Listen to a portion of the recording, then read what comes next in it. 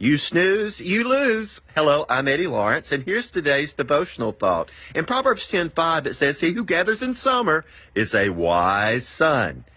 He who sleeps in harvest is a son who causes shame." Now, it's important for us to realize that there are seasons in our life when opportunities present themselves that are from the Lord. In other words, there's a harvest that's set up, the fruit's ripe, and it's there for the picking. But if we don't have the initiative and the faith to step into it and seize that moment, we can miss our opportunity. And it's like the guy that wakes up and hits the snooze button, rolls over, pulls the cover on his head, and keeps sleeping when he should get up and get busy doing what he needs to do for that day.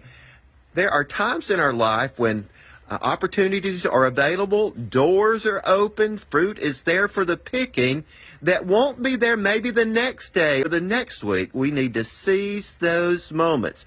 Now, I will also encourage you to realize that it is in those times that can be your greatest warfare, when the enemy will try to come against you to distract you, to discourage you, to get you down on yourself, and to get you, in a mind spin, just overthinking and frozen in fear and so forth.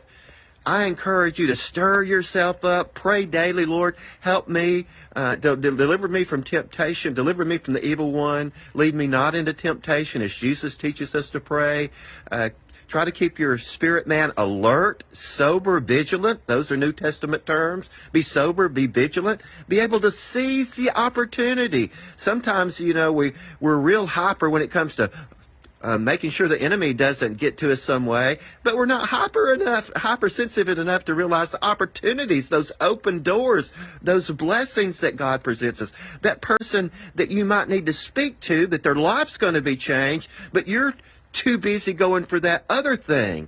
That's where we have to be sensitive to the Holy Spirit, be led by the Holy Spirit. Jesus said, "I must needs go through Samaria."